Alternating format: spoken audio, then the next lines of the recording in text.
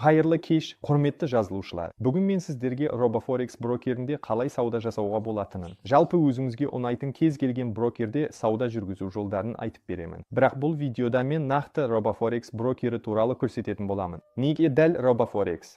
Өйткені мен бұл брокерде көптен бері сауда жасап жүрмін және өзіме ұнайды. Сонымен ең алдымен, егер сіздің жеке аккаунтыңыз болмаса, оны ашуыңыз керек, яғни шот ашу қажет. Сол үшін RoboForex сайтына кіреміз немесе төменге түсеңіз болады. Менде сипаттамада сілтеме болады. Сол жерде ресми сайттың сілтемесі көрсетілген. Сондықтан мен сіздерге телефон арқылы нақты көрсетемін. Біз осындай жасыл түсті тікбұрышты Open an Account таңдаймыз да кіреміз. Сәйкесінше бізде қосымша мәзір ашылады. Сол жерде өз деректерімізді енгізуіміз керек. Жоғарғы жағында бұл сіздің қолданыстағы имейліңіз. First name бұл сіздің атыңыз, last name сіздің тегіңіз. Одан кейін сәйкесінше өзіңіздің қолданыстағы ұялы телефоныңызды енгізесіз. Және I have the partner's card деген бөлім бар. Яғни, егер сізді серіктес шақырса, сол серіктестің кодын осы жерге жазасыз. Егер сізде серіктес болмаса, менің серіктестік кодымды енгізесіз. Бұл сізге осы брокерде қосымша сауда ашуға мүмкіндік береді. Менің серіктестік кодым осылай көрінеді. Мен шот ашпаймын, себебі менде қазірдің өзінде кабинет бар. Сондықтан мен қазір өз кабинетіме кіріп, әрі қарай не істеу керектігін көрсетемін. Сонымен барлық қажетті деректерді енгізгеннен кейін, сіздің поштаңызға SMS хабарлама келуі керек. Сол жерде сіз тіркеуді растауыңыз қажет. Сондықтан поштаға өтіп, тіркеуді растаймыз, және тіркеуді растағаннан кейін сіз RoboForex сайтына өтесіз. Ең алдымен сіз верификациядан өтуіңіз керек. Ол үшін сол жоғарғы бұрыштағы мәзірге кіруіңіз керек.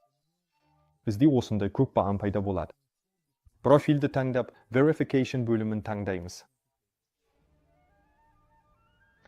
Сонымен сіз жаңа мәзірге өтесіз. Менде мұнда бәрі верификациядан өтіп қойдым.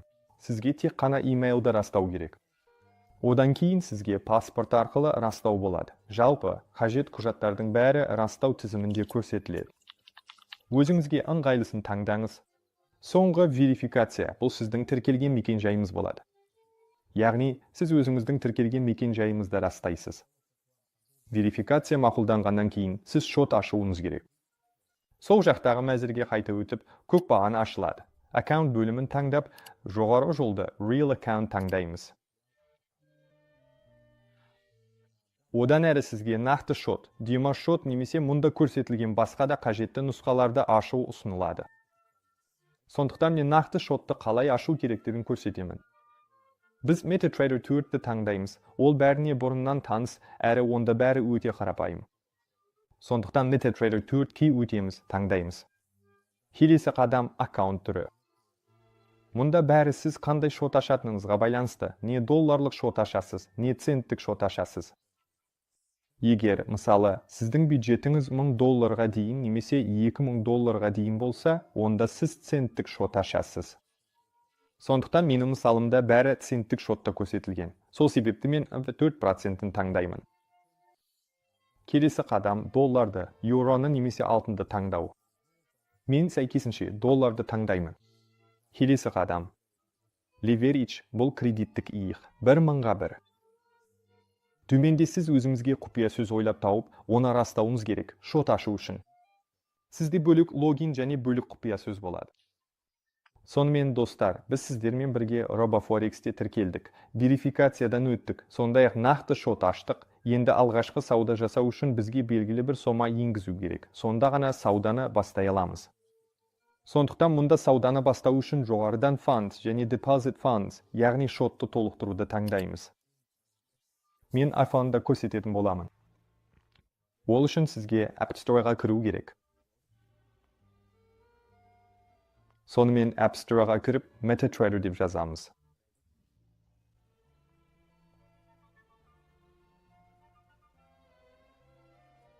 MetaTrader 4.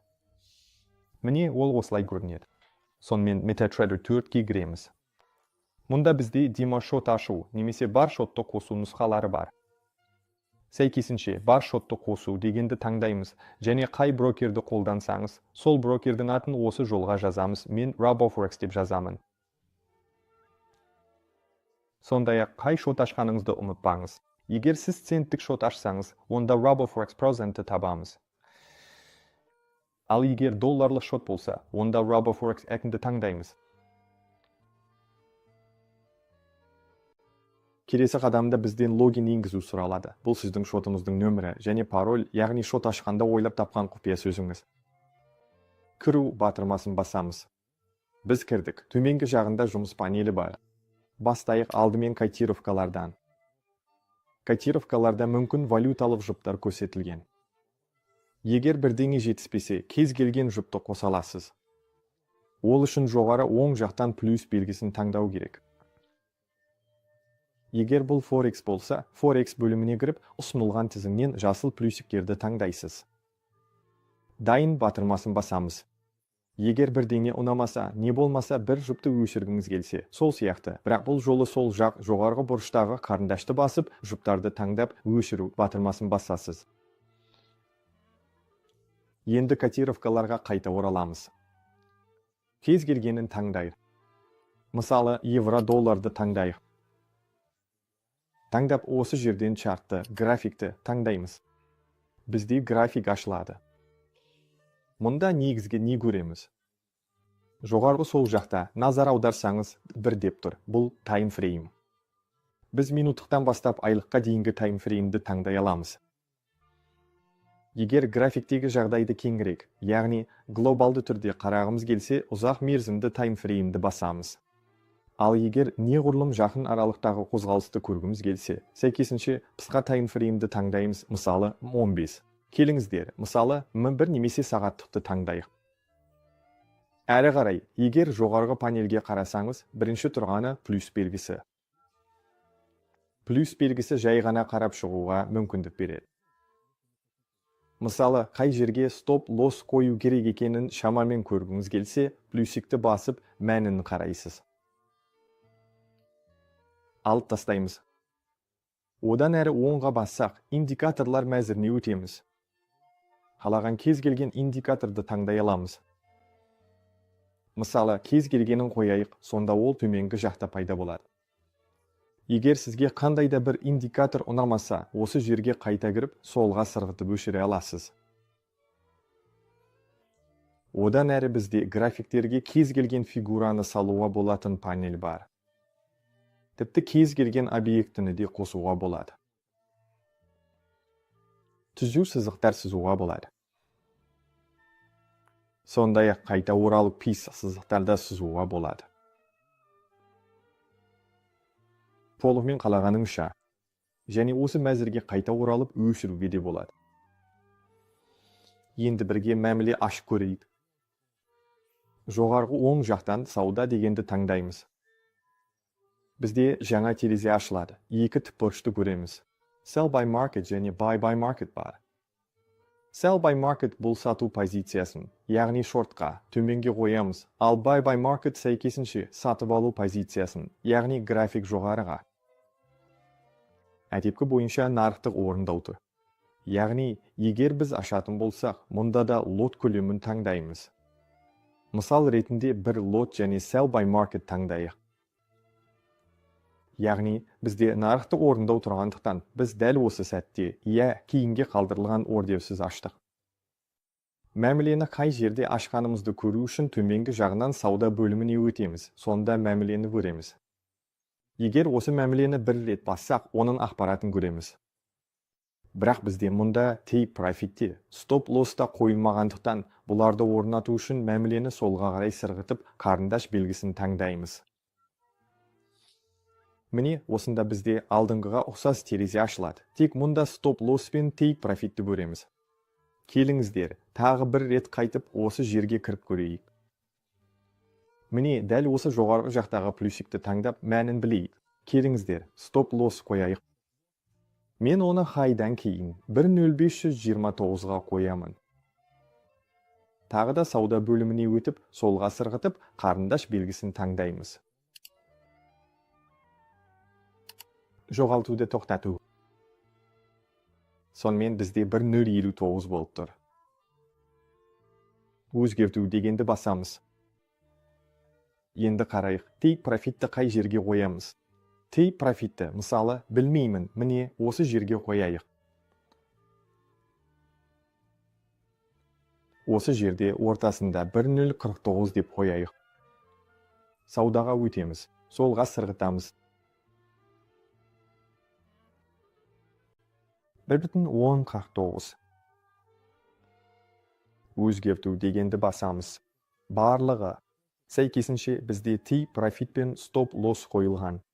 Тексеру үшін бір рет мәмілені басамыз. Сол жақта міне барлық мәндер жазылғанын көресіз. Сондай-ақ біз графикке шығып, мұның бәрін графикте де белгілей аламыз.